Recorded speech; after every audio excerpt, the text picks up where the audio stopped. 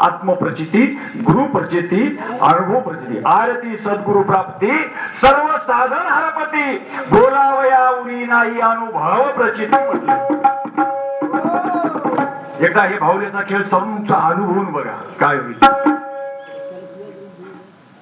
आता लगन सरे, या लगन सराईमध्ये अक्कंड पोरासोरीच बाजार आहे. ते घर मालक सांगते उद्या लग्नाला जायचं आहे, गावामध्ये आमंत्रण फिरते, काही काही म्हातारी माणसं असे पटके बांधून आंघोळी करून तयार राहतात.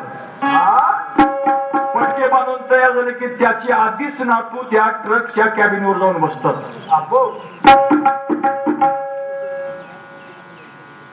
मग ते घर मालक म्हणते चला की पाटील लग्नाला. मग 10-5 गावामधले म्हातारे माणसं शहाणं माणूस ओळखावं. शहाणा आणि ज्ञानी या दोन माणसामधला फरक सांगतो मी तुम्हाला. हुशार आणि शहाण, हुशार माणसं खूप आहेत पण शहाणी माणसं कमी आहेत. आपण म्हणतो मी एखाद्या शहाण्या माणसाला बोलवावं. हुशार माणसं कधी कधी पेचामध्ये पडले की शहाण्या माणसाला बोलवायचा प्रसंग येते. लय हुशारी करू बाजार झाला आणि 10-5 माणसं शहाणी माणसं. ते घर धनी काय म्हणते नाही हो काही शहाणी माणसं राहावं लग्नाला, पुढे आपल्या सोयऱ्या धैर्याचं उगा पोरासोरी घेऊन कचरा घेऊन कशाला जावं, ते घर धन्याचं म्हणते.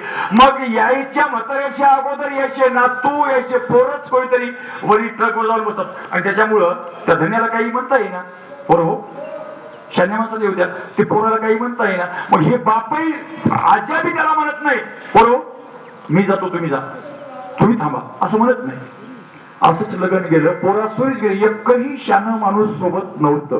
लग्न गेलं, पोरसोर काय केलं तुम्हाला माहित आहे. लग्नाला हे पोरसोर गेले की नवरदेवाला डीजेच्या तालावर नवरदेवाला नाचायला वालेत, आपण नाचालेत. 10चं लग्न 2 वाजता 3 वाजता लग्न लागले. पोरायचा कारभार काही ठीक नाही. पोरं हुशार आहेत पण पोरं शाणे नाहीत, लक्षात घ्या. हुशार मधला आणि शहाण्यामधला फरक सांगतो मी तुम्हाला. हुशार आहे पण शहाणे नाही. म्हातार माणूस कोणीच नाही. लग्न लागलं जेवलं असं तशा पद्धतीनं आणि पोरीचा आज्या नवरीच्या आज्यानं म्हणलं पोरच दिसायत पूर्ण. मग थोडी त्यानं परीक्षा घ्यावी म्हणून नवरीच्या आज्यानं म्हणलं की सोयरू आता 7:30 झाल्यावर ते कपाट ट्रक मध्ये टाकू लागले, कूलर ट्रक मध्ये टाकू लागले. टाकताना त्या नवरीचा आज्या मला सोयरू थांबा म्हणलं.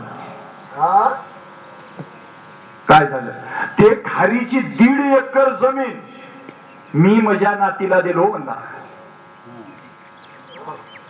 1.5 एकर जी जमीन आहे ना ती सुद्धा माझ्या नातीला मी दिलो. ती जमीन आधी ट्रकवर टाका आणि मग तुमचा हे पसारा ट्रक मध्ये ठेवा म्हणलं. पोरं म्हणजे कसं झालं आता हुशाराचा पोर पण शान नाही. मग पोरं त्याच्यामध्येच बाता बसाय तुला म्हणलो होतो र एकतरी शाना माणूस सोबत ठेवावं म्हणून. पोरच एकमेकांमध्ये म्हणाले तुला म्हणलो नव्हतो. एखादा ते त्या धोडी बापाटाला किंवा कोणी बापाटाला त्याला घ्यायचं नव्हतं सगळं.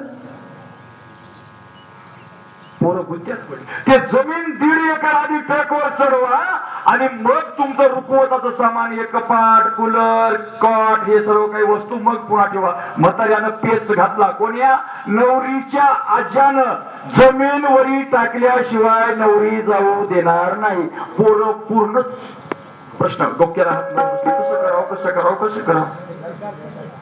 थंड पडले. हुशार होते शानी नव्हते. मग त्यांनी विचार केला अरे मला याच्यावर जर तोडगा जर काढायचा असेल तर म्हाताऱ्याची जोड लावावं लागते म्हणले.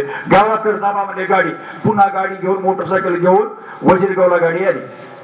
हे म्हातारे निघून बसले होते तेव्हा वट्यावरच बसले ते असं चावलीवर बसले तर आणि याने ओळखले दुरून गाडी आली. काहीतरी प्रश्न पडलाय. म्हाताऱ्याने ओळखलं तर आहे की म्हातारे बसले होते काय झालं आणि आज्या तुम्हाला यावं लागते म्हणलं त्या पोरायला त्या गाडीवरल्या पोराने. काय झालं तेव्हा सन्मानानं तुम्ही येऊ दिलं नाही आम्हाला, तुम्हीच केले की पुढे. नाही यावं लागते मला असा असा प्रसंग घडला. ते नवरी बी पाठवणार झालंय आणि सामान बी ट्रक मध्ये टाकून देणार झालंय. म्हातारा खोटसाळ आहे मला ते नवरीचा आज्या. ते पोरं म्हणाले नाही आता येण्याकडे म्हणलं आता तुम्हीच बघून घ्या म्हणजे. म्हातारी थोडी आकडले हे ना तुम्ही बघून घेता निपटा की तुम्ही हुशार राहा. नाही तुम्हाला यावंच लागते इकडे म्हणजे. ठीक आहे बाबा, गावचं गावबळी म्हणून त्या 10-5 म्हाताऱ्यानं एका शाण्या म्हाताऱ्याला पाठवलं गाडीवर. ती बैलगाडी गेली आणि तिथं नवरीच्या मंडपामध्ये तिथं गेल्याच्या नंतर ते म्हाताऱ्याने राम राम राम राम केलं. काय झालं सुरू? नवरीच्या आज्याला विचारलं. काय नाही, हे पोरं आले होते त्याला असं म्हणलो, हे खालीची 1.5 एकर जमीन आहे की नाही, ती 1.5 एकर जमीन आधी ट्रक मध्ये टाका आणि मग हे रुकवताचं सामान दिलेलं सप्रेमेंट दिलेलं सामान मग तुम्ही ट्रक मध्ये टाका असं मी म्हणला. कोण? नवरीच्या आज्यानं म्हणलंय. एवढंच होय काय म्हणलं यानं? हा एवढंच होय. त्याच्यामुळेच अडवून धरला हो म्हणलं लागलं. कोण? इकडलं गेलं म्हातारं म्हणलं. बरं ठीक आहे म्हणला, मग तुमची जमीन कुठं आहे? इथं खाली आहे. मग ते 1.5 एकर जमीन आता हे सामान तुम्ही कुठं ठेवल्या? लग्नाच्या मंडपामध्ये ठेवल्या. कुठं? इथं मंडपामध्ये. कूलर आहे, कपडा आहे, सर्व आहे. तशी ते 1.5 एकर जमीन आहे की नाही, घडी करून आणा की पूर्ण करून आणा, इथं आणून ठेवा. इथं उचलली की आम्ही ट्रक मध्ये ठेवतो मला म्हातारं.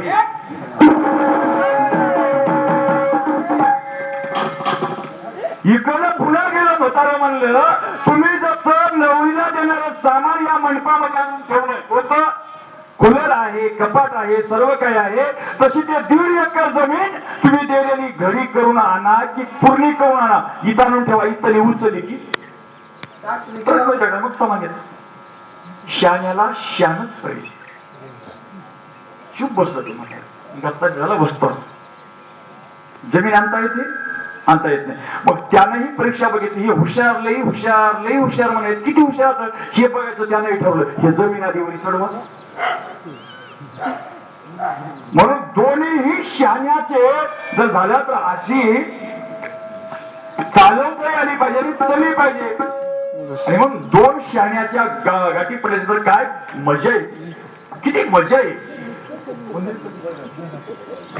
गोविंद पाटील ढगे यांच्यातर्फे 21 रुपयाची भेट पाठवल्या. भेटीबद्दल पांगरगावची भजनी मला आभारी आहे. धन्यवाद.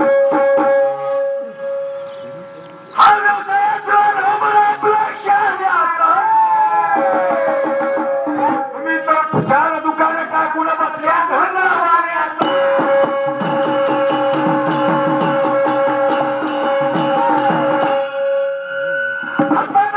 करून 100 नंबरी सोन्यातला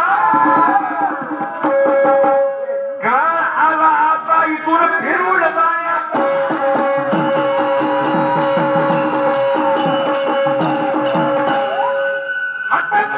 करून 100 नंबरी सोन्याचा आता इथून फिरून जाण्यात.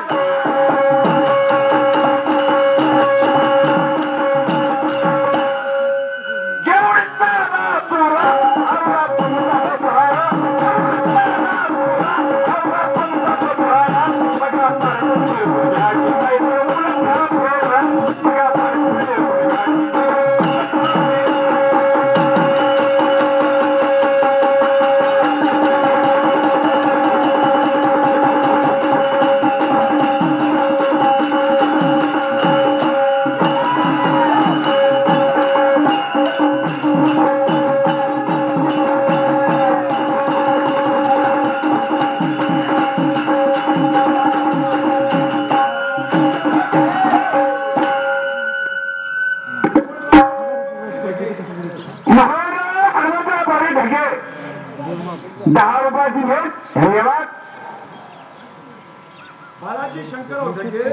बालाजी शंकरराव पाटील ढगे वडीलगावकर 10 रुपयाची भेट दिलेल्या भेटीबद्दल धन्यवाद.